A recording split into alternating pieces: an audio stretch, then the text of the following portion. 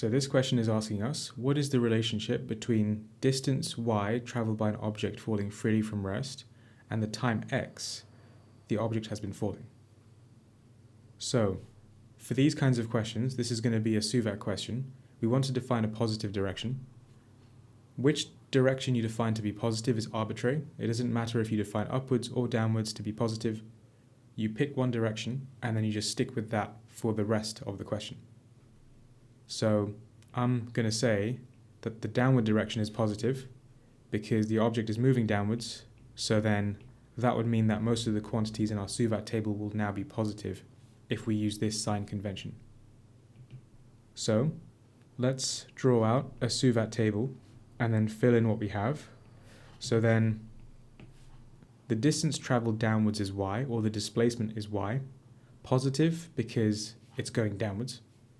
We're told it's released from rest, so u is 0.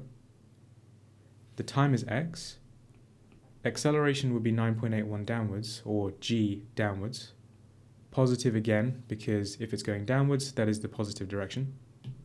And then we're trying to work out a proportionality between y and x. So is it proportional to x squared, or root x, or 1 over x, etc. So let's first get an equation that relates all of these quantities, so we can use s is equal to ut plus half at squared. That's what relates s, u, a, and t. And then we can put in what we know, so s is equal to y, u is 0, so this term becomes 0.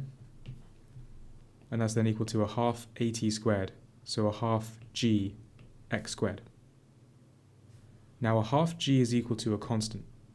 So this is some constant times x squared, and we can see from this equation here that y is proportional to x squared, so therefore our answer would be A.